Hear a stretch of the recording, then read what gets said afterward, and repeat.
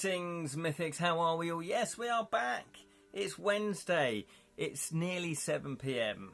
It's about 7 minutes past, but officially we don't start till 7:15. However, if I can get here for 7 o'clock, then I will do so, or 7 to 7:15, if that makes sense. Anyway, my name's Kent Boyter, and I'm known for rambling. I am your host for this evening. This is a You Decide, where you decide how the story unfolds. And we are playing Book 3 of Steve Jackson's epic Sorcery series. There's 4 books in the series. We are cracking open the Seven Serpents tonight. This is part 1. And what a story we have in for you tonight. Although I've not played this one. I'm pretty sure, as a kid, I definitely played Book 1, which is the Shalamanti Hills. Good evening, Jam. I think you're the first. You're the first, Jam. Heartening everyone. Definitely played Book 1 as a kid. I've got vague memories of Book 2, so I'm pretty sure I played Book 2 as well as a kid. I really don't think I played the Seven Serpents. I love the cover, recognise the cover. This is one of the original covers. But I might recognise it as I go on. If you do miss any of these live streams, by the way, you can go to the Edra YouTube channel and catch all the live streams there. Obviously, you won't be able to vote, because here you're going to vote. You're going to type in when I say which decision do you want to make. You'll type in your voting, and then the majority will win, and that's how we go through the story. But you won't be able to do that if you're watching it on playback. However, if you just want a feel of what these books are like, then go over to the Edra YouTube channel. And I've got other stuff going on over there as well. And if you go to the Edra website, which is edratales.com, you can see exactly what sort of creative projects I get up to. One of which, the type-in. The type-in. The type-in? As in, what? What do you mean the type-in? What, on here? The type-in? As in typing or type-in? One of which projects is my very first game book, which is To Kill a Thief. To Kill a Thief. It's the first in the Devilish Dilemmas Edra Tales game book series, and it's just under 100,000 words. So it is a meaty tome. Plus, we do have the paperback as well. So we kickstarted this. Well, I kickstarted this 2024. So it's taken me this long to get everything together. And Jam also has a Kickstarter. Is it up and running now, or is it finished? Your latest Kickstarter. He did one at the same time as me, but he's quicker at writing. Or I should say, he didn't write as much as me. So that was my bad for writing such a long game book. Meaty tomes. Yep. The new meaty tubes. Yeah, exactly. Meaty tomes. It's very meaty. Do you like meat? Do you like tomes? Do you like meaty? I'm still writing. That is, I never remember the name of the series. Literary immersive game books. Is that what it is? Number 7. So he's still writing that. But has the campaign finished? Because you're one ahead of me, if you like. Well, you're lots ahead of me. But by the time I did this one, you seem to have written another one. Okay, so yes, Jam's Raiders of the Iridium Caves is out now, yes, and that's got a fantastic cover. Haven't seen any of the inside illustrations, but oh, okay, yeah, so the recent campaign is over now. So, if you like game books, and, you know, this is to the wider audience, if you like game books, check out Kickstarter for game books. There's some really good new authors, or kind of established authors over the last 10 years, who they kickstart their projects. If you'd like to help them out, me included obviously, then check out Kickstarter. Good evening, Steve. How are you all? The other thing, if you're new to the channel, I know Steve and Jam, you're not new to the channel, but if anyone else is watching this for the first time, we have another Bottled Imp YouTube channel. I should say we've got another YouTube channel called The Bottled Imp, which I co-created with my friend Julian, and that's got over 450 fantasy reviews. Fancy book reviews, fancy film reviews, and fancy board game reviews. However, not done too many lately. We kind of just ran out of time, basically, because both our lives changed in various ways. But it's still there. That's the great thing about YouTube. You know, even if a channel isn't really putting out videos anymore, videos, if if they're reviews, if they're how-to videos, then they're still going to be relevant. So check them out as well. So I think I've bamboozled everybody by being before 7:15.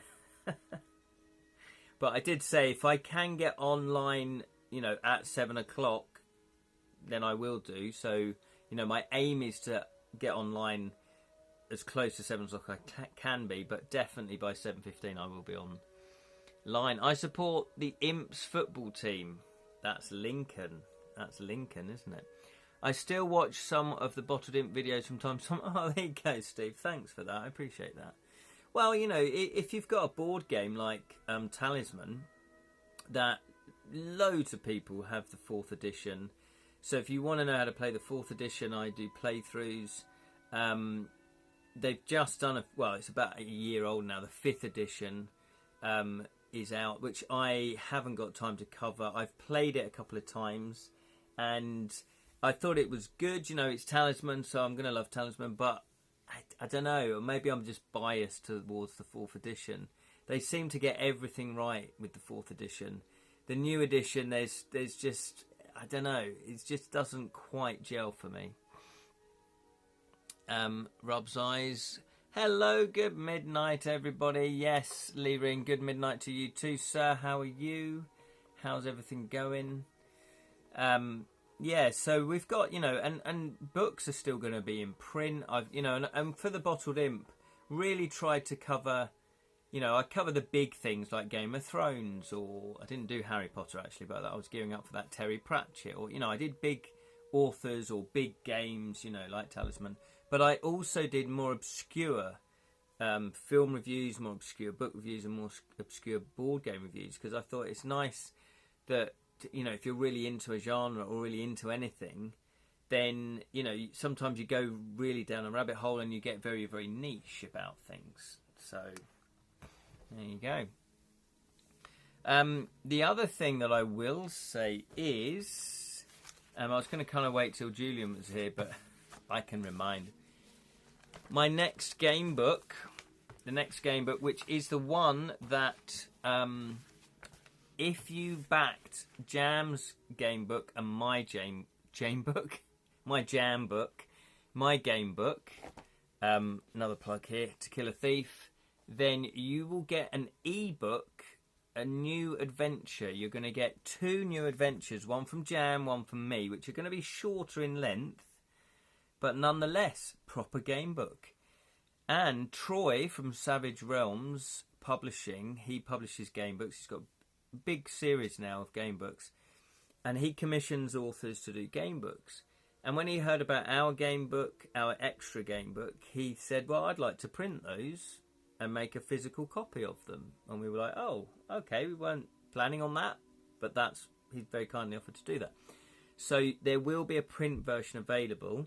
If you've backed both of our projects, you will get not only an e-copy, but you'll also get the proper printed copy as well.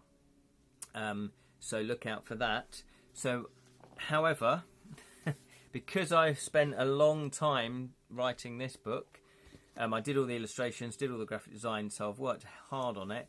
Plus, because it's under 100,000 words, just under 100,000 words, proofreading it took a long time. Sally proofread it twice, Claire proofread it once, and I had lovely play testers. Julian play tested it for me, other people play tested it for me. Then, it's one of those things where it takes time. I didn't realise how long it took to do a game book, especially if it's nearly 100,000 words. So this little bad boy is the next one. This is the sort of free one, if you like. The Rat Wife of Sleepy Eye. This is just coming in. I've finished the first draft. I proofread it, so I've done sort of like a second draft because I added a few more bits of flavour to a lot of the entries. Is just over 21,000 words. Just over 21,000 words. So a big contrast between that. 100,000 words to 20,000 words. However, having read it back, do a second draft, I'm like, yeah, actually, this is not a bad story. There's a lot of fun elements in there. So you should enjoy this. even though it's not like a massive game book, but it should still give you those thrills. So the next stage of that is Sally has got it for proofreading, so but she's very busy, so I'm not sure how long that will take. And also I do need play testers. So if anybody would like to play test it, it won't be typeset as in fancy typeset it will just be like a PDF basically. And I might hyperlink it like I did the last time, so you can just click on the link to go to the entry, which seems to be, you know, a very good idea. But if anyone would like to play test it, hello, no notification again, says Jonathan. Hello, sir. So 10 minutes late, sorry. No worries, Jonathan. As I say, I did manage to get online 10 minutes ago, yeah. However, I won't officially start any game book until at least 15:15. So we're now 20 past. So I was just rambling just to fill the time, really, like I normally do. But just saying about the Sleepy Eye. No, was it? Rat Wife of Sleepy Eye. Just over 20,000 words. It's finished. I've done a second draft. Sally's proofreading it. I mean, I'm looking for play testers. So Steve got the notification. Yeah, it's weird, isn't it? I'm looking for playtesters there, so I'm hoping that Julian will come on board because he's very thorough in his playtesting. So, Leaving has put his Sinners was a surprisingly touching celebration of jazz music that just happened to have a vampire battle third act. Yeah, I heard about this. That celebrates that cultural unity and brotherhood between Black, Asian and Hispanic communities in the Mississippi Delta back in 1932. Glad I managed to see it re-released last night. Sounds fantastic, Lee Rin. It does remind me of Till Dusk Till Dawn. I don't know if anybody's seen that, Quentin Tarantino. Steve, but I know the notifications for other streamers on Twitch are hit and miss. Yes. Hello, Lord Zods. How are you, sir? Holla to you. Yes, we've noticed this. It is a bit hit and miss. I guess, I don't know, set an alarm, a good old-fashioned alarm. Get one of those old-fashioned alarm clocks. You know, they go, digga. That's bound to, that never fails. I don't know what to say. I do try to get live as close as 7 o'clock. However, if we officially start at 7:15, then I'm never going to be later than 7:15. So there we go. So that is just the little update on To Kill a Thief. The other thing is that I'm waiting for the dice. And Hazel, who's been really making these dice for me, really, you know, massive learning curve. She's never done dice before. She's done fantastically well. We're just stumbling a little bit in this last hurdle, getting the custom-made, the custom-made side done. So I'm hoping that we'll have success tomorrow, and she'll be saying, "Yeah, this worked," and now I can just crack them out. But what I'm going to do next week, I'm going to start gearing up to send out the books, the physical copies, and any physical items of tier levels that don't involve dice, because at least I can start sending them out. Then when I get the dice, I can start sending the rewards with the dice, because I've got everything else, just waiting for the dice. So there we go. So hopefully everybody's all right. How are you, everybody? How is everybody? Let me know what you're drinking. I'm going for a cheeky cider tonight. Good old Henry Weston. Look at him. That's probably made up. It's probably AI before they had AI.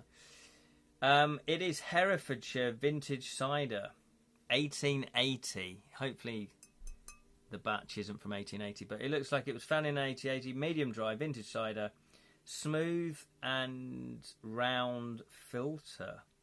Ooh. And more importantly, oh my giddy aunt, it is 8.2. 8.2. What is going on? 8.2% alcohol. Right. Stay tuned. This is going to be a fun evening. Let me know what you're drinking. If you're going for some of the booze, some of the hooch, some of the moonshine, or if you're going to go for a nice cup of tea, a nice soft drink to quench the thirst. I thought, oh, I'll go for this because it's not that strong. Oh, how wrong I am. Anyway, let's crack on.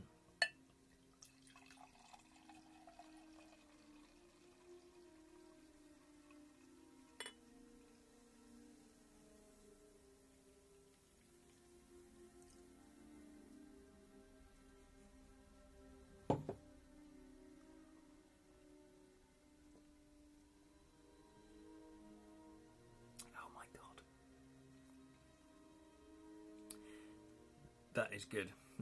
That's a good bit of cider. Hangover tomorrow, exactly.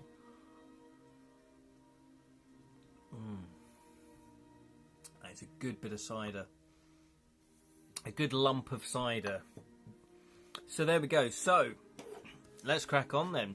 We have aced the Shalamanti Hills. We have smashed the city port of Traps. But now it's time to fight the Seven Serpents. That was my little trailer for it. I'm sure Steve Jackson will be very impressed. Leavensburg got truffle fries, lovely, and 1 slice of 4 cheese pizzas, ready for brain energy. That sounds like the perfect food for thinking. Lumpy cider. That's apples, isn't it? Yeah, exactly. That's what you want. I think we've cracked it, Jonathan. That's what cider's missing. Actual apples just bobbing up and down. It's just bits of apple. Maybe with a few maggots in it. Like cheddar used to have. The old cheese. I was looking at this thinking, what the hell is this? This is my grid. This is my mix 'em up grid. This is what this is. It's my mix 'em up grid for my game book. I took a note out of Jam's book, the way he does it, by writing all the numbers down and then gridding them all up and then just randomly assigning it and crossing them off as you go along. What could possibly go wrong? This time round, the numbering system was so much easier. So thank you very much, Jam, for that. Right then, what have we got? Let's have a look. Book 3. Book 3. The fate of the land of Kakabad is in your hands. 7 deadly and magical serpents speed ahead of you to warn the evil Archmage of your coming. Will you be able to catch them before they get there? 2 dice, a pencil and an eraser. All you need for this adventure. You decide which path to take, which dangers to risk, and which monsters to fight. Complete with all the magical spells you will need. The Seven Serpents can be played either on its own or as part of the whole epic. Honestly, what a great concept. What a great and what a beautiful feeling that must be for both Steve Jackson and Ian Livingstone and Jonathan Green and anyone that wrote on the original Fighting Fantasy, that you gave millions of kids pleasure. Now that sounded wrong, but you know what I mean. You know, you gave them that enjoyment. The excitement of reading these as a kid were amazing. However, I will also extend that to other game book authors of the modern era, such as Jam, such as Joseph Daniels, such as Victoria Hancock's Cox. I don't know why I said that. I'm getting a little bit teary because when you find a book that you really love, you really love it, and it's sort of there, it's with you. You don't forget it. Anyway, enough of that. Enough of that.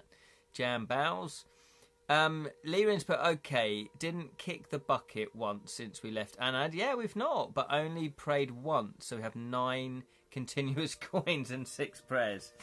Okay, we'll go with that then. We'll go with that. I was going to do it where we had 3 each on each book, but hey, you know what? It's just for fun. It's not a competition. No one's watching. Well, I mean, a few people are watching. But Steve Jackson's not watching, is he? He won't know. in Livingston. Where are they? Where are they? Why aren't they watching? Call themselves lovers of game books. Not forgetting Jonathan, who both... Oh, sorry, did I not say Jonathan? I meant in my mind, I said it. I meant Jonathan as well. Of course I meant Jonathan. Didn't I say Jonathan? I said Jonathan. But yes, Jonathan as well got here. Lee got here. Lee's here as well. Welcome, welcome, welcome, Lee. I'm just insulting Jonathan. No. Of course, Jonathan. Yeah, it spans both eras. Absolutely. Not, I think it was a combination of Fighting Fantasy and Redwall. Oh, I never read those, but they looked amazing by Brian Jackson, which got me into reading as a kid. Well, these game books definitely got me reading as a kid. Absolutely. That, Terry Pratchett, James Bond. I broke my leg and I was in hospital, and I just remember saying to my mum, can you bring in a book? I'm bored. And she went to the charity shop, saw Moonraker, and bought Moonraker, and I loved it. And I said, could you... I noticed there was more in the series. Oh, could you find some more? So then I started reading them in order. But yeah, Terry Pratchett, the storyteller. You know, Jim Henson's The Storyteller. Did you say Mr. Green? Of course I said Mr. Green. Of course I said Jonathan Green. Good evening, Jam, Jonathan, Steve. Coffee finally kicks in. Leerin's fully prepped to go. Okay, so we will start the book. We are on Stamina 19, Skill 7, Luck 12. We've got a plethora of equipment. We have 4 gold, and we've got 1 provision. Although, does that kind of reset? Let's find out. So, there are some Seven Serpents that are whisking their way across the Badlands. Is it the Badlands? The Bacalac Lands. Who... and Ollie Mack. How can we forget Ollie Mack as well? And his game books. Sort of RG... role-playing game books. Absolutely. Love to see Ollie's new S owes a lot to our online playtesting. Yes, you're absolutely right. Absolutely right. Gary Chalk did the artwork for Redwall. Oh, did he? So a link to Lone Wolf. The Lone Wolf's... Exactly, all these brilliant books. Definitely, and thanks for the tag. You are more than welcome, Jam. Pronounced Backlands. Is it just Backlands? Thanks, Levin. Yes, so we're here now. We've come out of Nair. We've come from here. We've gone all the way up through here. And now we're going across the Backlands because we need to get to somewhere over here. I've totally forgotten where we're going. But we need to kind of get over here. And we're kind of here. So there's 7 serpents on their way. Already. What are we doing? Just faffing around. Okay, let's crack into this then. Okay, we know about the wizard stuff. Yeah, we've still got Libra. We can call upon the goddess of justice. It doesn't look like there's anything different. The legend of the crown of kings, which we all know. I don't have to read that out again. They're a big empty desert. Yes, it looks... There's not a lot going on the map. So it is just one big... Badu... Oh, I see. Badu back plains. Oh, the backlands. There's a few different things happening in it. The Kalataback steeps. Okay. And the Vantiback wastes. So, do we have a call once a book? Yes, I'm going to say that we can call upon the goddess 1 per book. Because I think we read that and it said once per adventure. So yeah, I'm going to go with that. Here we go then. Let's begin. The dark storm clouds roll across the sky as you start your journey across the Backlands. The Backlands. This stage of your trip will be the most testing yet. The plains of Badu Back are unknown to the map makers of Analand. Although certainly uncivilized, the backlands are inhabited by nomadic tribes and solitary creatures. You will find few friends here, but you must march on regardless.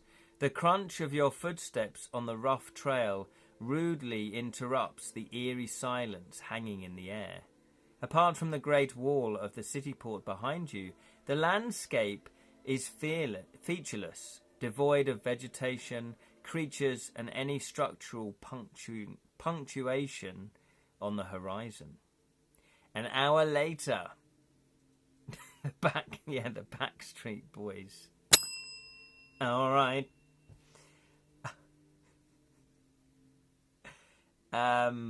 What the hell am I saying? An hour later, the barren waste has changed not at all, but in the distance behind you, the faint callings of birds can be heard. The noise gets louder, and you stop. They are gaining quickly on you. Mampang, any resemblance to Citadel of Chaos intended? Oh, is it? All right, so look out for that then. A sudden thought makes you freeze. Xanamen Birdman? Surely not this far from the homelands. Crows.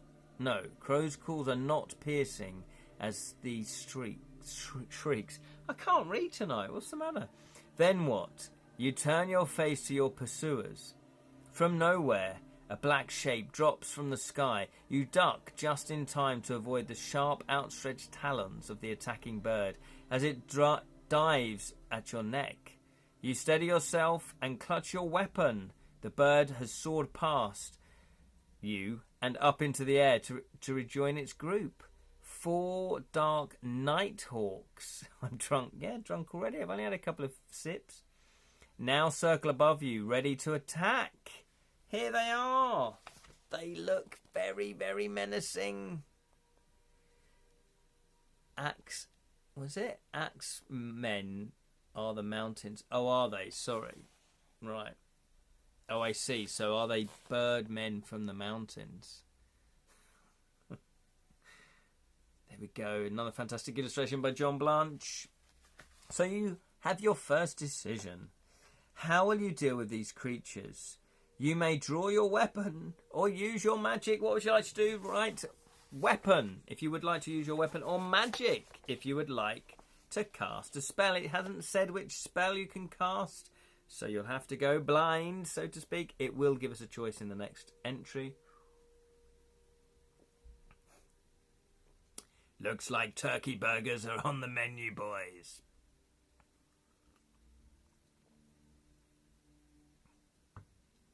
Actually, turkey burgers are really nice, aren't they? Spell Sing, how are you, sir? I'm late to the party. Well, do you know what? We've only just started. We are being attacked by nighthawks. So, would you like to use your weapon or use magic? Type weapon or magic, whichever one you'd like. So far, 2 people have voted for weapon. Which would you like? Which would you like, sir? Lord Salter's gone weapon. Has 3 for weapon. Spells first to see our options, and if they're all too stamina expensive, we fight in the good old-fashioned style. It might not allow us to do that, though. But I think you've read the book more than I have. Well, I don't think I've read this book. We've only just begun. That means rolling dice. A bit of fighting with the old stabby does indeed mean rolling dice. So it looks like weapons so far. 3 weapons, 1 magic. So, we haven't chosen, but I'm just about to. It looks like weapons so far, unless other people vote.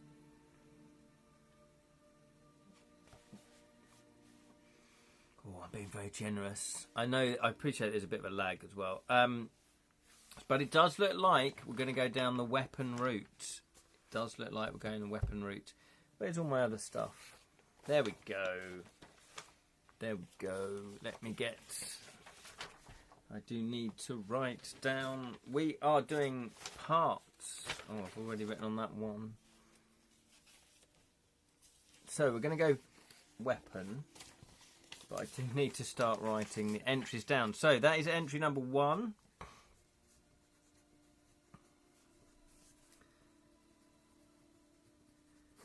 Okay, and that is entry number 1. So we're going to go weapon. Nobody's changing my mind. 258. We're going to go weapon. 258. Here we go. Just thought I'd have a sniff of the book. 258. 258. What is the matter with me? I think I am drunk. I've only had a couple of sips. Hello, Sally. How are you? How are you? We've only just started. We've been attacked by a Nighthawk big bird, and we've decided to attack it with its weapon. Not with its weapon, with our weapon. And I've cracked open the Henry Weston, which I didn't realise is actually 8.2%. So I'll be sleeping well tonight. Here we go then. 258. Helps if I get the right entry.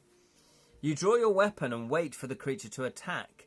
The creatures to attack. They circle quickly, picking up pace, until finally they dart down towards you in an attacking line. Their speed makes them difficult targets. Choose which you will fight and roll for attack strength. Roll also for the attack strength of the Nighthawks. Oh, yeah. If your attack strength is higher than your target, you have wounded it. But each Nighthawk rolling a higher attack strength than you will wound you. Resolve your combat. So, are they saying that we have to, are we fighting them all at once, is what I'm trying to say here? Is that how we do it? We do one, we go attack one, attack the second one, is that how we do this one? No wonder you're so drunk. I know. So we only have just started and we're in a fight. Yeah, I know. What a great way to start a book, actually. That is a great way. So is that what we do? Or do we fight them? Do we pick them off one by one? What do you think? There are 4. There are 4. So, let's get the monster manual. Let's get the monster encounter sheet. Where are you? Where are you? What do you think? Do we fight them all at once, or do we fight them one at a time? I guess it doesn't make a difference. Oh, it makes it easy. Well, hang on. Right. Let's fight them one at a time. Right, so we've got... The first one is skill 7, stamina 5. Skill 7... Oh dear, that's what happened when we only have skill 7. Yes. Yeah, we're on the same skill. However, do we have any modifiers? If we're using that sword, then it's -1. We've got bow and arrows. We've got a double-edged broadsword, but that's -1, but it does +3 damage.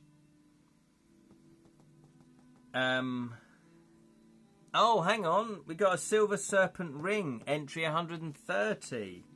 Were we meant to read that first? Just when we're getting going. Shall we do the attack first?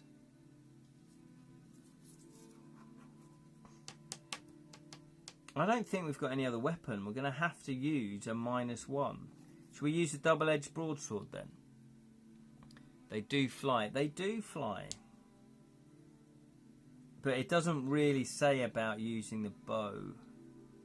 So, I'm going to... Yeah, I'm not sure we've got, unlimited arrows.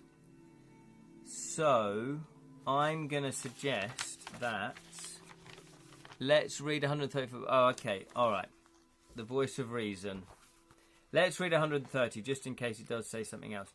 So, last, in the second game, but we picked up the silver ring of the serpent... which said go to 130.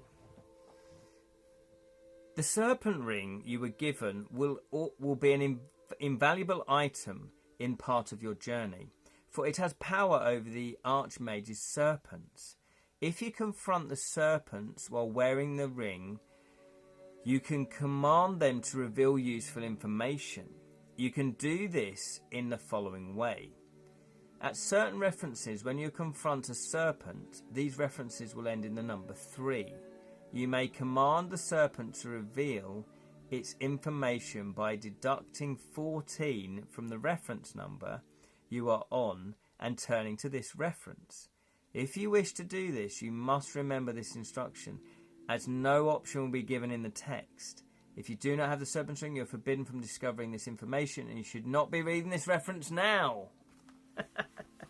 I love it. I love it. So, we do have the serpent ring. So, I'm going to put ref 130 just so we can remember.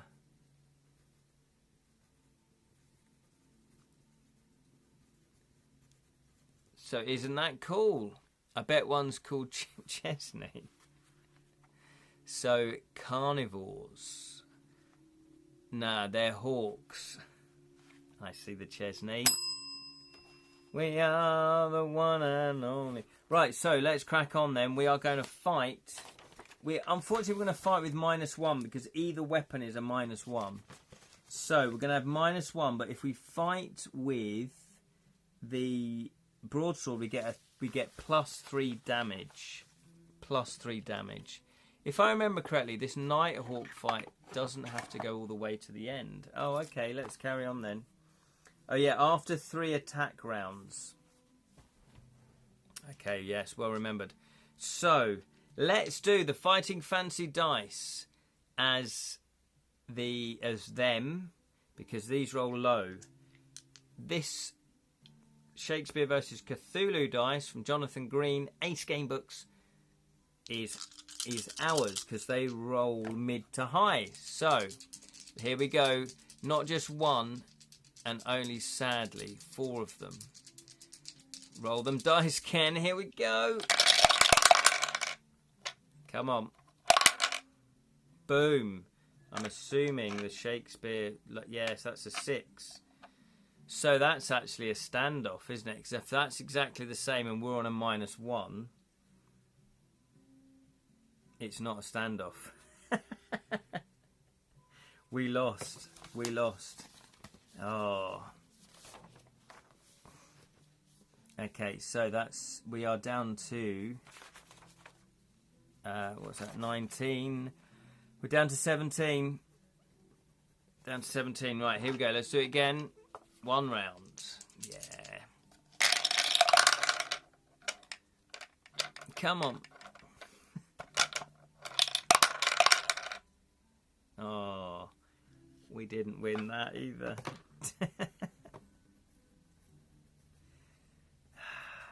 15, we're down to 15. That's round 2.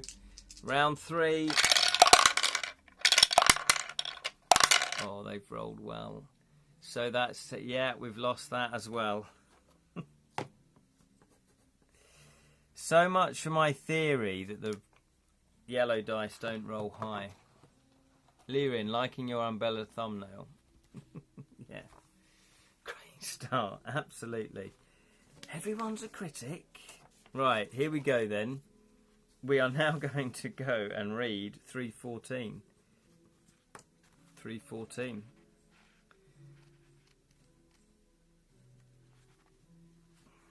Oh, some really lovely illustrations. Right, the Nighthawks circle and prepare for another attack. Suddenly, the formation breaks and their cries take on a different tone. Something has disturbed them, and they seem to be in a state of confusion. But you can see nothing.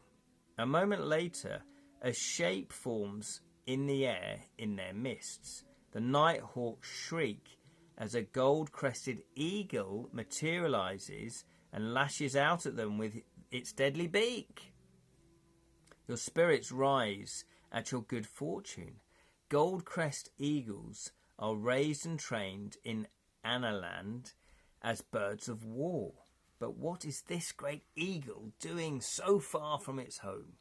The eagle snaps its razor-sharp beak through one of the Nighthawks and plucks at another one with its talons. The 2 remaining birds turn to the west and dart away to safety. With the threat dispersed, the eagle drops down to land by you. Around its neck is a small tube containing a message, sealed with the royal seal of the King of Analand, which you unroll and read, which is very small writing, so let's good luck with this. We've come from Analand, right? Yes, it looks like we have come from Analand. Take that, Nighthawks. Yeah, we weren't afraid, even though you cost us, what's that? 6 points of damage. So, if I can read this, it's very small writing. We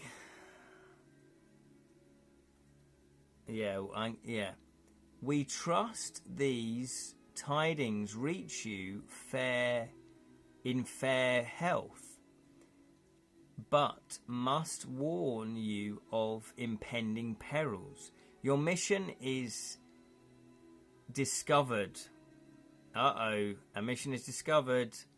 The Mampang's eyes have spied our plan, and word is on its way to the dark fortress. Too late, we discovered our unwelcome eavesdroppers, and news of your quest is being carried towards High Examen by Seven Serpents. Right, this is the Seven Serpents, the Archmage's most trusted servants. By now, they will have reached the Backlands and fierce. Hang on. They will divide to complete. They will divide to complete the journey separately. If you are still able, seek them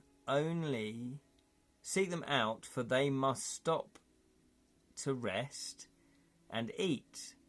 Destroy the creatures before they reach their goal. Else the Archmage will prepare a deadly welcome for you. Find Shadrach the Hermit for advice. For Naut moves through the Backlands without his knowledge. Our hearts are with you. And I think I deserve a round of applause for that, because look how tiny and kind of handwritten-ish that writing is. So, there we go. Exciting news, everybody. We do need to look out for... Where can I make some notes? I'm going to make some notes on here. We do need to look out for then this... Is he a wizard? I don't know.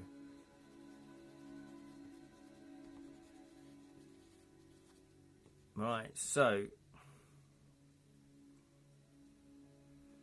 let's have a look. 314. Find... What's his name? Shadrach?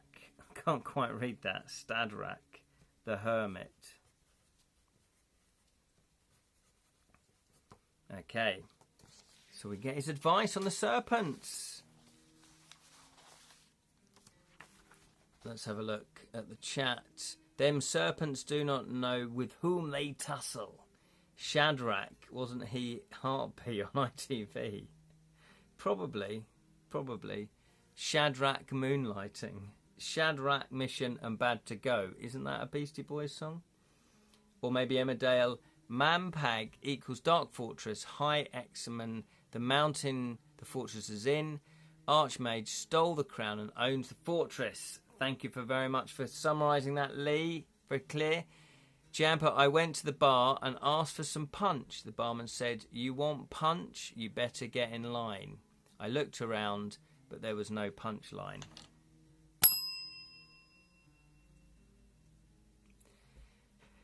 Shadrach Moonlight, yes. So there we go. So that's all exciting. You look back at the great bird which has brought this welcome warning, but is no longer with you. Having delivered the message, it will no doubt be winging its back to Analand, flying safely under a shroud of invisibility. Why can't we do invisibility? Studying the message again, you stuff it into your tunic. The instructions are wise. If your mission is to succeed, you must undoubtedly find and destroy the Archmage's messengers before word of your arrival reaches Mampang. Turn to 48. This is why writing fantasy is great, because there's no mobile phones. This wouldn't be a thing. You couldn't have this plot with mobile phones, could you? After a quick Google, Shadrach Dingle was in Emmerdale, was it really? What a fantastic name that is. So we're going to turn to entry 48. I ordered a fruit punch because there was no Judy at the bar. There we go. So 48. Well, that saved us a lot of punishment because I wasn't 100% sure we were going to win against those Black Hawks. 48. Another great illustration. For several hours you continue your trek across the barren backlands. On the horizon, a solitary leafless tree appears and you head towards it. You may rest and take provisions here and add 2 stamina points if this is your first meal of the day. So, do we want to do that?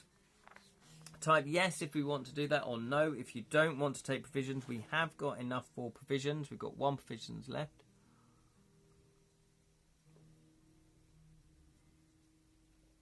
No. Or maybe we do. Maybe we get all our provisions back again. Do we get those back again?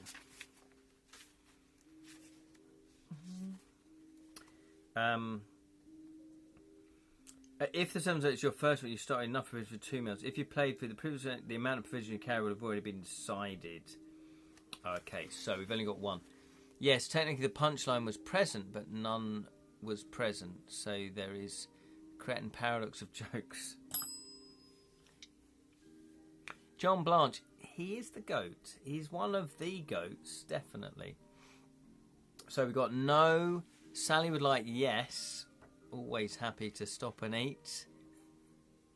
Technically, I shouldn't have said that, bless. I'm always happy to stop and eat. I think we ate in the afternoon while we were in there. Okay. Well, at the moment, it's 1 for no, 1 for yes. So, Lee Rin, are you going for no? Should I take that as a no? And Blanche did Warhammer. Oh, did he do Warhammer? Well, look at this beautiful illustration. That is just incredible. Look at that. Look at that. So, we're not going to eat. We're not going to eat. A noise in the branches disturbs you. You look up and hear a voice calling your name. High up in the branches, the bare twigs have formed themselves into a human face. An old man's face. And it's mouthing a message. The message drifts towards you. You seek the whereabouts of Shadrach of Badubak. That I know. To find him, you must detour eastwards from your trail towards the Fishtail Rock. He is expecting you. A breeze catches and disturbs the branches. When they settle, his face has disappeared. He did a lot of the art for Warhammer 40,000 2nd edition. There's some really, really talented people that have been involved in the gaming industry, haven't there? You know, the Gamebook industry, Warhammer, tabletop industry.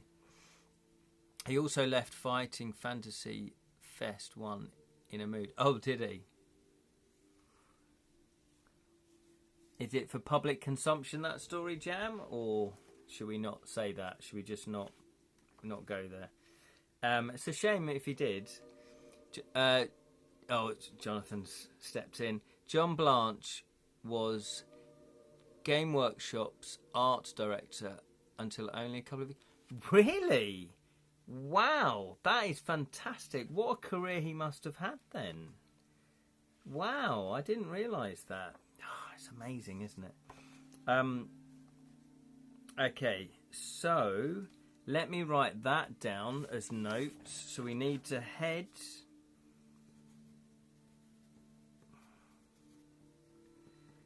What did he say? Eastwards. Fishtail Rock.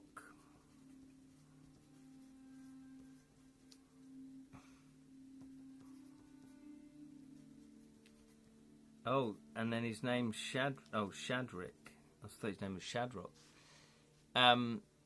We listened to the Slavian message to go to the Fishtail Rocks.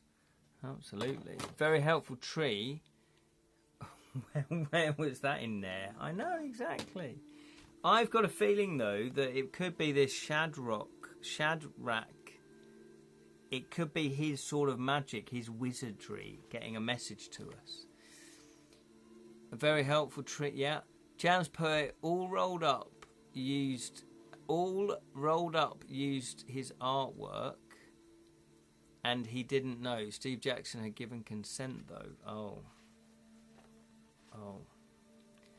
So it's a sort of misunderstanding.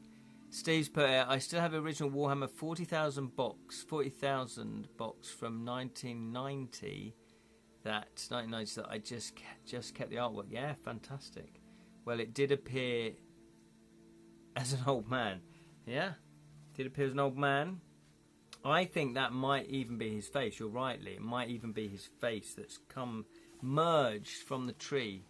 East it is then, Ken. Absolutely. Well, that is the next question. Will you head east, as the face advised?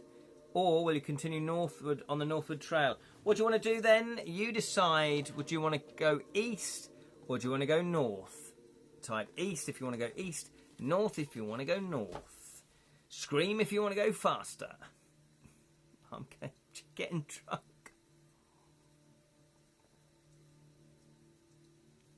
Steve, were you not listening? Trust the tree. Well, Sally's also not trusting the tree as well.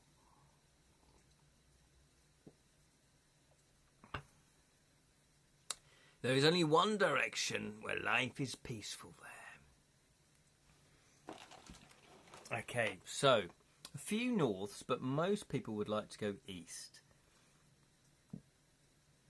That's not an option, Lee.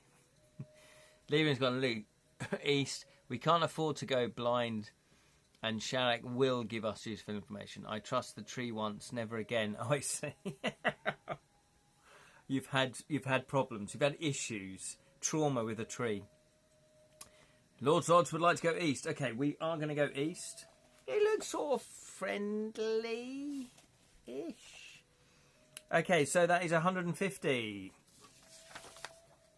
That is 150. Life is peaceful there. Go west. Go west. Oh, look at this. Another fantastic illustration. The Fishtail Rock comes into view a little further on. It is well named, with two peaks, as if a huge fish were half buried on the plain. A fire burns outside the entrance to a small cave. You call out to attract the occupant of the dwelling place, and an old man shuffles out. You recognise the face of the tree spirit. This must be Shadrach himself. Look at me guessing what this is. There he is. There he is. Those trees secretly farming us for carbon dioxide. I know, little monkeys. Well, little trees, big trees. Big trees. Look at that. Can I also say what I've noticed, and I didn't think this was a thing back in the day, but from bear with me, from a typesetting point of view, they've actually, every paragraph, they've actually put a line in between. Rather than, the traditional novel way of not having a line in between. However, when we write stuff online now, we put a line in between because it's easier to read. Like, you know, on a screen, it's, you know. So I didn't realise that was a thing in publishing, that was a proper grammar thing. Anyway, just thought I'd point that out. Those yeah, Steve's also put, and trees are actually responsible for one of the greatest mass extinction events in the history of our planet. Are they really? Let us know what that is. I've been expecting you, he says in greeting. I know we must talk to as many sentients as we can, where to find the sham that the Death Wraith Noble advised we are to seek out. Oh, forgotten about that. Lyrin's on it. Agreed, Lyrin. The Gale Horn by memory. Okay. I've been expecting you, he says in greeting. I know of your journey from Nair, be it folly or bravery which takes you across the backlands. I must warn you that none of Analand have crossed Kakabad alone and survived. That's a cheery thought, isn't it? Come, let us chat by the warmth of the fire. I may be of some help to you, and for my part I wish to know what is happening in the city port. For some time you talk, telling him news of the outside world. He offers you a meal, which you may take, adding 2 stamina points if you have not yet eaten today, or 1 stamina point if you have. You are anxious to know if the messengers... You are anxious to know of the messengers of Mampang. So, what a very, very nice man. What a lovely man. We have now gained 2 more points of stamina. So, we're back up to 15. Yes, thank you, Liren. It's all added. It's all there. Ah, the 7 Serpents, he starts. Indeed, they are in the Backlands, but I knew not that it was news of your journey that they carried back to Mampang. Let me tell you what I know of them, for they are no friends of mine. Legend has it that some 12 years ago, the Archmage of Mampang fought and slew a mighty Hydra, which dwelt in the caves of High X-Men. So formidable a foe was this creature that the Archmage took its 7 heads to Mampang, where he used his black arts to resurrect them as 7-winged serpents. They became his personal messengers, and, as an act of faith, he assigned each to one of his own gods.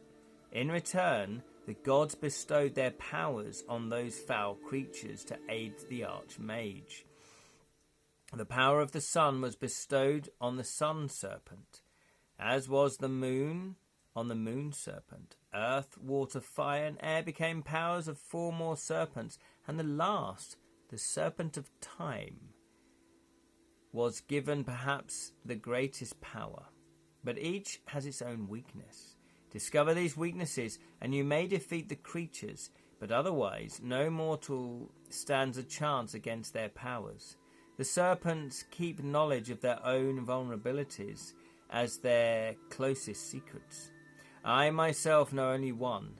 The air serpent may leave its body and become a puff of gas. But while in this state, it will die unless it is able to re-enter its body within minutes. Destroy its unprotected body, and you destroy the creature. Xamen. It's actually with an X. X-A-M-E-N. So, I think there was a non-sorcery material set in Moseritia in Dragon or something like that. It was about monkeys. Evil monkeys. It is now late. You may spend the night in Shadrach's cave and add 3 stamina points. The next morning you can set off again. But before you go, Shadrach offers you an ornate gale horn. There we go. to aid you on your journey. So we have a gale horn, whatever that is. Whatever that is. We're going to write that down. I'm running out of space.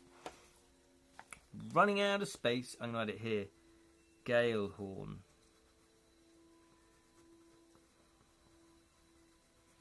Okay. And 3 more stamina points, which is vital. 15, 16, 17, 18. We are on 18 points. 18 stamina. But more importantly as well, it's all important stuff. There are sun, moon, air, earth, fire, water and time. I think that's all of them. But they've all got weaknesses.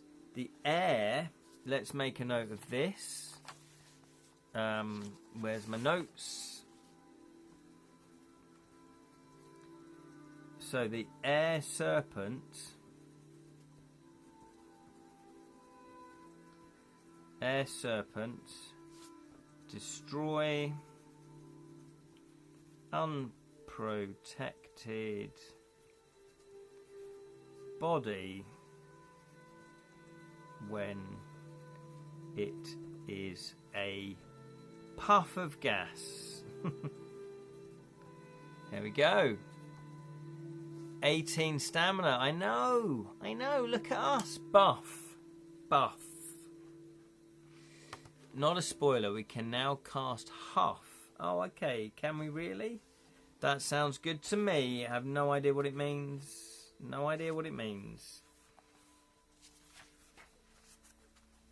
Okay, so you have another choice. Will you now set off northwards or rejoin the main trail? Honestly, this side is 8.2%. So what would you like to do? Chance put yes. Oh, I see. No. It's a horn that you blow to make gales. That's kind of what I thought it was, but yes, says Jam. There's a link there from Lee. I can't read what it says, but Lee's put a blast of air that can lift multi-ton objects and creatures upwards. Oh, I see. That's what Huff is as well, yeah. Like the Wind Waker in Zelda. Oh, lovely. Zelda. I spent hours playing Zelda. Right, here we go. What would you like to do? Would you like to go north, or would you like to rejoin the main trail? Type north if you want to go north, or rejoin or main if you want to do that. Go for it. Vote. I've already wasted half your time. Jams put, Jonathan Green after chili con carne. I've not heard of chili con carne for years. Good old chili con carne. Where's chili con carne originally from? Is it somewhere like Hungary or one of those countries? Chili con carne. Where's that originally from?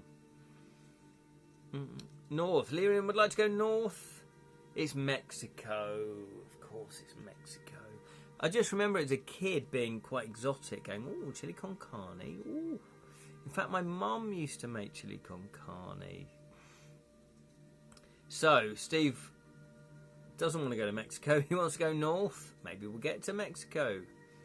Yes, I know you were saying where chili con carne comes from. So, there we go. North and north. There's 2 votes for north. Anyone else voting? Anyone else voting? Or if you just got me on the background. If you're just watching and you don't want to vote, that's absolutely fine, not a problem. It really only potentially takes one person to play. And obviously everyone can just watch. Not a problem. North is good, says Spellsing. So we've got 3 for north. 3 for north. So that is 85. 85. Oh, Jonathan, have you officially got Fighting Fantasy Festival 6, I want to say, date yet? Have you officially got that yet? Because I saw it on a post. You replied to somebody. North Norfolk. Because if you have, that would be great. That'd be great to know. Start planning. North Norfolk. What did I say? 85. 85. Shall I do the quiz? Shall I do the quiz this year? Shall I go up on the Friday? Should I get a room? Should I get a room?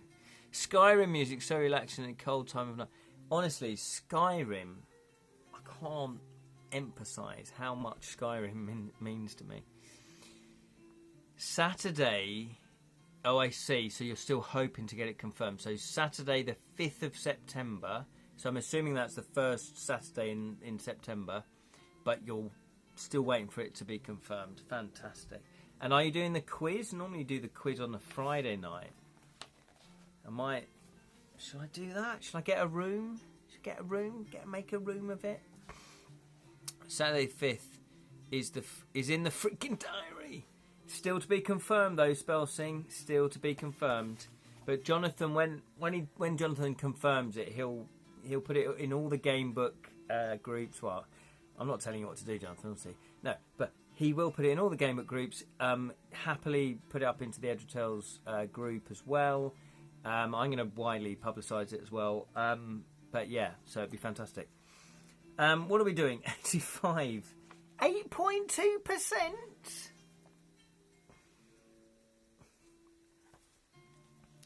You head on across the plain, keeping your eyes and ears open for warnings of danger. Suddenly the ground beneath you rumbles. You lose your footing and fall over on your back. Test your luck. Oh, holy molies. Holy molies. Well, we've got a maximum of... Oh, no, we've got 11, so potentially we can go below that. So I'm going to really mess people up by rolling one from each. Hope American Boris Johnson doesn't make the plane ticket prices to England sky high by then, the American price. Yes, fingers crossed it all sort of settles down a bit. What are we saying? $50 a ticket? Ooh. Ooh. Roll them dice. Here we go. Here we go.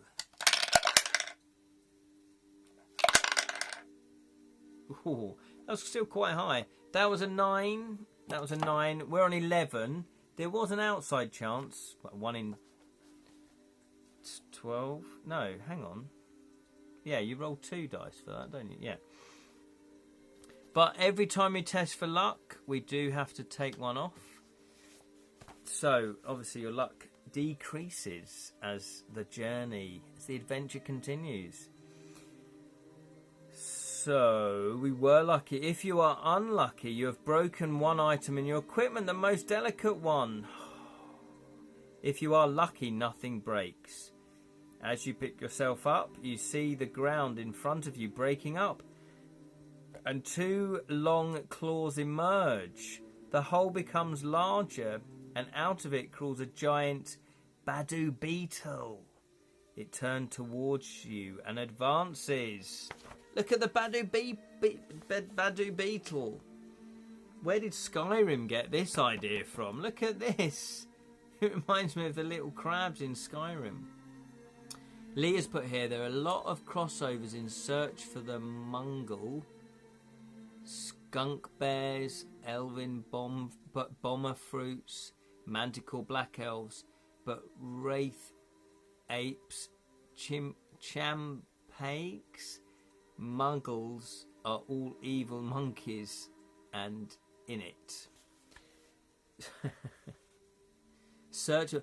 Who wrote that then? Who wrote Search of the... Is that a fighting fantasy book? The thing is, when you write fantasy, obviously there are going to be a lot of crossover stuff as well, but you do still want to try and, I guess, create your own monsters. I've not really gone down that route yet of creating my own kind of monsters, so yeah, maybe that's one to look out for in the future. Right, anyway, how will you fight it? With magic or with your weapon? Type magic if you want to cast a spell, or weapon if you want weapon. Bearing in mind, we have got a -1 on the weapons, so we are more geared up for a bit of fighting.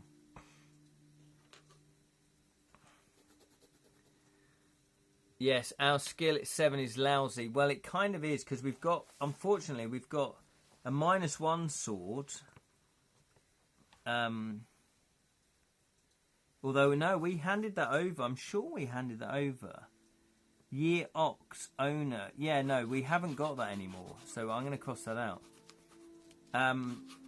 but we have got a -1 double-edged broadsword, -1 attack, but it does do 3 damage. So Lee's going for magic. Oh, I forgot to do that. But we can choose to use our original sword if we want. Oh, can we? I didn't realise that, Lee. I thought once you get one weapon, you kind of ditch another weapon. I like creating monsters. My eldest is helping me with the next book, Encounters. Fantastic.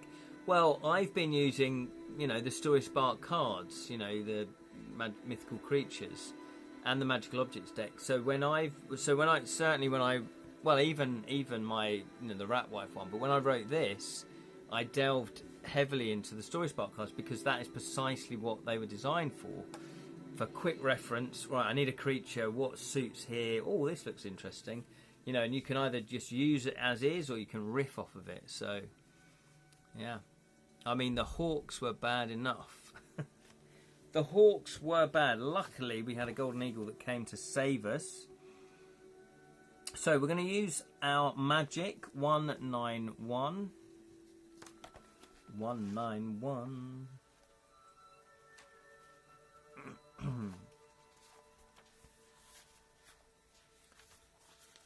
Choose your spell quickly. We have Dud, Big, Sun, Zap, Mag. If you know none of these, draw your weapon. So, Dud, D-U-D, Big, B-I-G, notorious, Sun, S-U-N, Zap, Z-A-P, or Mag, M-A-G. Vote now which spell you would like to use. Zap does seem to be the obvious one, doesn't it?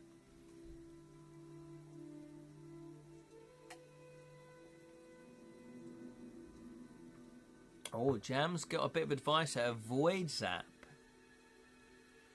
Okay. Jam's gone big. Lyrian's gone big. Pick on someone your own size. A buggy. Okay, so we've got a standoff at the moment, or a draw.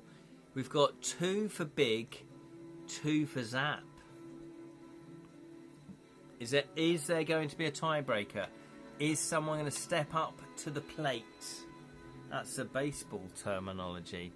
Big makes us big? I can't remember.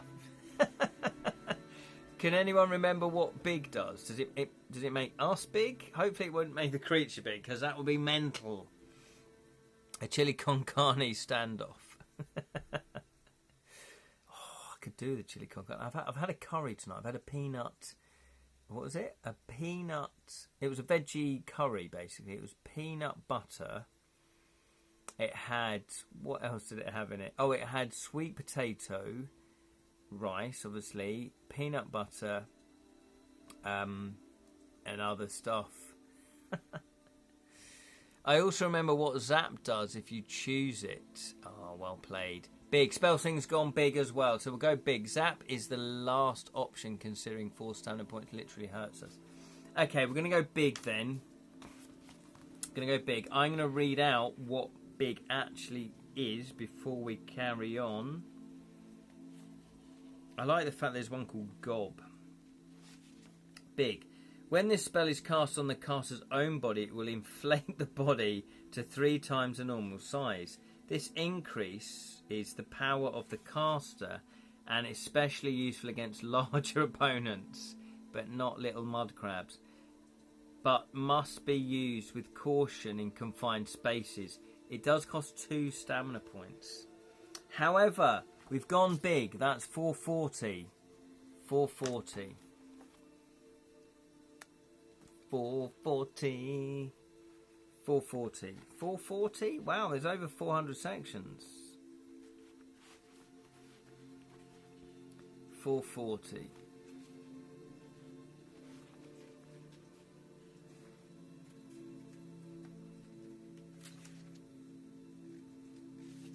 Deduct 2 stamina points. The beetle stops you as you cast your spell and grow... Hang on. The beetle stops as you cast your spell and grow in size before it. You may attack it now at double your normal skill. Boom! That's what big does. Hello. That's brilliant. So we're now on 14.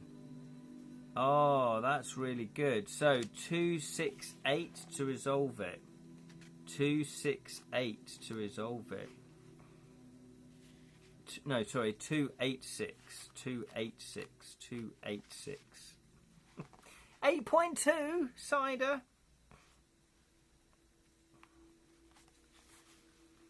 Okay, the two of you close in for battle. The Badu beetle. It caved in the ground. 16 stamina. Thank goodness for statue will. We are on. Well, I've got 18 stamina. I've got 18 stamina because we were down to 15. We gained. Sorry, we were down to 13. We gained 2 points because the wizard bloke Shadak gave us some food, but he also let us sleep. So we should be on 18 by now. Pick someone on your own size. Not a confined space, though. A barren wasteland. Absolutely. This is the perfect time to cast this. Okay. So it has skill 7 and stamina 9, which is a good call for us to do big, because we're now double its skill. We're on 14. Can it win? Mathematically, I guess it still can. Okay, let's swap it around. Well, we're going to be the yellow Fighting Fancy dice, and it's going to be the Shakespeare versus Cthulhu. Big cost 2 stamina. Oh, sorry. Lee Rin, you're absolutely right. I didn't take that off. 16. You're absolutely right. 16 stamina now. We can now afford to use the 3 damage sword. Yes. Oh, look, Lee Rin's all over this. Right, we're going to use the -1. So we're on 13. We're on 13. It can't win. We will be at skill 13 for this fight. Yeah, absolutely. Can't win, surely. Oh, look at there. They're all rolling low. Look at that. Look at that. It's exactly the same. But because we've got more skill, we've knocked 3 points off. 3 points off. So it's down to 6. Down to 6. This feels very satisfying. Very satisfying. Oh, hello. What's going on there? So that got 6, 7, 8. We got 6. But again, we're on 13. And it's on 7. So it hasn't won, has it? 7, 8, 9, 15. We're on 13. Yeah, so we've already won. We've won. That's that's another 3 points off. Ken just dropped one. Here we go. Grocklesuk would know that. He would know. He would certainly know about that. Okay, we're on 9 plus 13. That's 22. It's on 7, 13. Boom. Boom. It's dead. It's dead. Look at that. I like to write dead. I like to write dead. Just to make sure, as a record.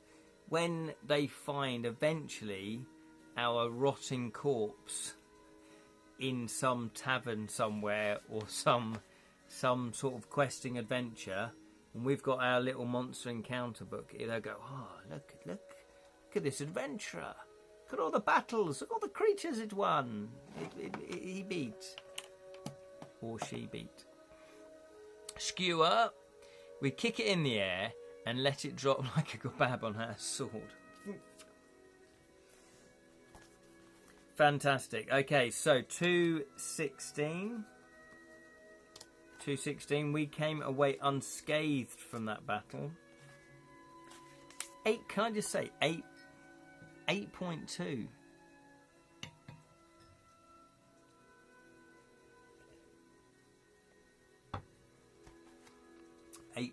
Right. As your blow strikes the creature, a short jet of liquid spits from its mouth and lands on your leg. A burning sensation warns you. The beetle's spit is an acidic liquid which will certainly eat flesh. Deduct 1 point, stamina point, for the burn on your leg. Oh, there's me being all cocky going, yeah, we come out unscathed. Not true. Not true. Continue your fight. Oh, hang on. Oh, was that meant? Were we meant to? 286. I think we were meant to do something before we did that. Oh, after your first hit on the creature. Oh, okay. Continue your fight, but each time you hit the beetle, roll one die to see whether its acid spits hits you. Oh, we better do this. I didn't realise. I always forget to read on. Incidentally, if you'd used Zap, its shell would have protected it. I did wonder that, actually, when you said don't use Zap. Okay, so we do need to roll, then, to see how much damage... Should we use Jam's dice? Should we use Jam's dice for the damage? Okay, so how many of these do we need to roll? We hit it once, twice, 3 times.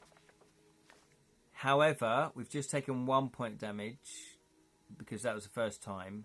So we're going to roll it twice to see what effect it has. Okay, here we go then. That's a cool little mechanic. Number 1 hits you in the face. Lose 3 stamina points and the sight of your left eye. What? What? Number 1. Yeah, that's not good in this case. Whoa. There's me really being cocky again. Yeah, we... 3 stamina points. I guess low equals bad, doesn't it? Okay, let's... And we've lost sight. I'm going to put that in our left eye, was it? I'm going to put lost the sight in left eye. It's harsh. Well, they did warn us that the backlands were harsh. Okay, here we go. We need a 6. That's a 3. That's mid. So hopefully that's mid damage. Hits your other arm. Lose 2 stamina points. What the freaking hell? We are down to 10. So we lost 6 points. Ooh, mama. Okay, so that was not pleasant. Only 1 freaking eye now. Absolutely. We need to get a patch. We need to get a custom-made patch. Flashbacks to Aliens when Drake gets acid shower after his winged gunman blasts him too close to an alien. Yeah? Absolutely. Sammy Davis Jr. adventure. And also the guy, what was it? Rumple of the Bailey. Rumple of the Bailey. Right, so that was very... If you defeat the creature, yes. Turn to 24. Turn to 24. Okay, here we go. 24. I'm liking this size book, actually. Let's have a look. Is this... Oh, it is. It's my size of book. There we go. Look at that. Oh, I feel very proud to have created a book that is pretty much the size of an original fighting fantasy book. Anyway, Lee's put here, does that have a mechanical effect? It doesn't say it does. Peter Falkers Columbo, there you go. Poor Drake, he was just too bad. Too bad. It doesn't say specifically, however, I'm pretty sure Steve Jackson will have written in certain entries that says if you've lost the sight in your left eye, you know, this is what happens. All those in favour say aye. Whew. That was harsh. That was a harsh battle. That was deadly.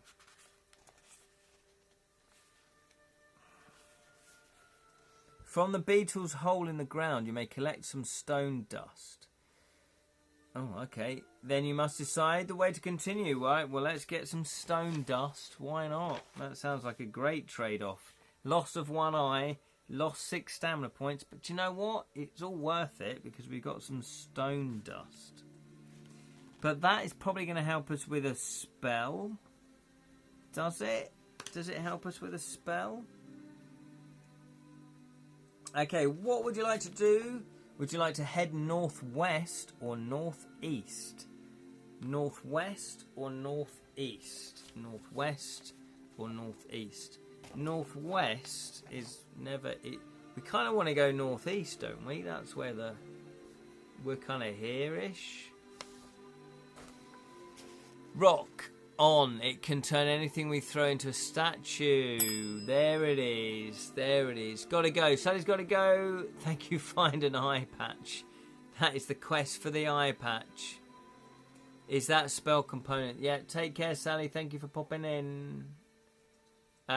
Yes. Oh, what have I done? What have I done? Oh, I pushed a button. I pushed a button. I need the chat back. Northeast. Howie the Toon. Howie the Toon. See you, Sally. Is that Newcastle? Is that what? But the more we zigzag, the more chance we have. Oh yes, of course, we are actually trying to find the Seven Serpents. You're absolutely right. Heading to the mountains. Yeah, but Lirin's got a good point there. The more that we zigzag, the more that we zigzag. So Lirin has Sally has put northeast. Oh, I've lost the chat again. Remind me never to drink 8.2 cider again doing one of these. Mountains even. If we head too quickly in straight line, yeah, we'll miss the serpents. Yeah, absolutely. So, northeast. Never eat shredded wheat. So at the moment we've got 1 apiece. Is anyone else voting? I think Lirin's got a good plan there, to be honest. We do kind of need to zigzag. Mountains. I see mine sticks. What's that from? What was the other option? Not northeast. Is it then? So, let's double check. It was basically, I'm all over the place. Northwest or northeast. So if we go northeast, I think we're going to go close to the mountains slightly. But if we go northwest, that's kind of going back a little bit on ourselves. Yeah. Never eat shredded wheat. So it's upside down. It's upside. So northwest probably is the better option. I'm not trying to tell you how to play the game. I'm not trying to. But you decide. But northwest. Let's go north. I'm drunk.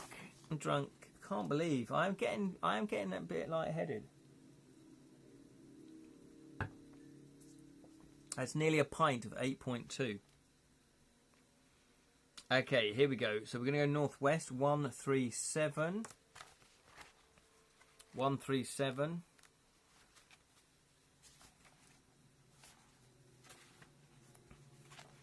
A few hundred yards ahead of you is a camp of covered wagons and carts arranged in a circle. A fire burns in the centre, and you can see bodies moving around the camp. You walk towards the caravan. Your approach is noticed, and an arrow flies through the air, landing to your left. Doesn't matter if it gets you in the left eye, though, does it? Another lands to your right. Will you hold your hands in the air and wave them like you just don't care, and show them that you mean no harm, or retrace your steps and take a wide detour around the camp? So, what would you like to do? Type hands if you want to wave your hands in the air to say, look, I come in peace, or type detour if you want to go back off and round the camp. Moutons, French sheep, I think. Oh, are they? Goats? Okay. I'm unarmed. Hands up. Hands up. Super hands. I've started rewatching Peep Show. Really good. Peep Show's amazing. I've got them all on DVD. They are fantastic. They're really good. If you've never watched Peep Show, I thoroughly recommend it. They're on Netflix as well. Hands. Okay, looks like two people. Hans Goober. Yep. Keep it topical. Hans Goober. Here we go. So yeah, show them the hands. Is that a known thing? Would that be a known thing? 297 was it? 259. 259. Here we go. Here we go. And there we're gonna finish it. We're gonna finish tonight's session. I know, I do have to leave you on a cliffhanger though. I really do have to leave you on a cliffhanger. They'll just lock us up anyway. Yeah, exactly. On one provision, we need to talk to the campers we can. Yeah, that's true, all the campers we can. Yeah, get some food. That beetle really bugged us. It did. It did us some damage. I totally wasn't expecting that. Really nice twist. Story-wise, that's a lovely, nice twist story-wise. We are on skill 7, stamina 10 now. Stamina 10. We're on luck 10. We've got a load of stuff. We picked up a gale horn. We've got some stone dust. We've still got 4 gold, and we've got 1 provision. Or kill them all in cold blood. Kill them. Kill them all. Don't do that. You'll get us banned. You'll get us banned from Twitch. There you go. So fantastic. Thank you so much for playing along tonight. Thank you. Really enjoyed your company. It's a great... honestly, no wonder Fighting Fantasy have sold so many books. They're really fun. They're really good. Really creative. Really innovative. And the artwork's beautiful. Makes you proud. Makes you proud to have been part of that. Part of my childhood. Lyrian Spirit, thanks fella. Back to sleep before sunrise. Yes. Your second sleep. Like the Victorians used to do, or the medieval people used to do. They used to have 2 sleeps. Second sleep. They used to go to bed maybe about 9 o'clock, sleep till about 1, 2 o'clock, maybe 3 o'clock. Get up, do whatever, do some chores, do a bit of work, go back to bed about 6, wake up about 10 or 9, something like that. Steve's put here, correct. Mouton is the French for sheep. S'il vous plaît, dessine-moi un mouton. Translate to please draw me a sheep. From the Little Prince. Fantastic. Appreciate your time as always. Well, I appreciate your time, Spellsing, so thank you very much. I do like Pippin's custom second breakfast. Yeah, absolutely. Second breakfast, second sleep, second breakfast, second dinner. Pretty much second of everything. Thank you so much for watching. I do appreciate it. Thank you, Lyrian. Thank you, Spellsing. Thank you, Steve. Thank you, Jonathan. Thank you, Lee. Thank you, Sally. Thank you, Jam. Thank you, Steve. Thank you, Spellsing. I think that's everybody. Thank you, Lord Zods. Thank you for watching. I do appreciate it. Thank you all that watched, all that played. Even if you didn't comment, I won't know who you are because it doesn't tell me. But thank you so much if you just watched. Really do appreciate it. And remember, if you do want to check out anything that I get up to, I'm a board game designer, I'm a writer, I'm an actor, I sing the theme tune, write the theme tune. I do lots of multiple creative projects. I have a portfolio career. I've learnt that word now. Edra Tales, go to edratales.com. You can check out all my stuff there. And also, if you miss any of these live streams and you want to catch up, go to Edra Tales YouTube channel as well. Now, I probably won't be doing a live stream this Saturday. Normally I do a live stream at 10 a.m. We talk about creativity, we talk about your creative projects, talk about my creative projects, and we ramble off onto other things. But I do have other things. I've got some personal stuff going on, nothing serious as such, it's fine. But I've got family stuff to attend to. So, fun fact, says Steve, The Little Prince is the second most translated book after the Bible. Is it really? Wow, that's amazing. I didn't know that. Well, thank you very much, Steve. Appreciate that. Thank you kindly, Ken, Shanadan, Zod, Steve, Spelsing, and John. Yeah, thank you, everybody. Really do appreciate it. So I'm pretty sure I won't be doing a live stream, so don't expect a live stream. But if I manage to do one, then I'll be doing one. But anyway, the next part is part 2. Oh, that's it. My phone's gone.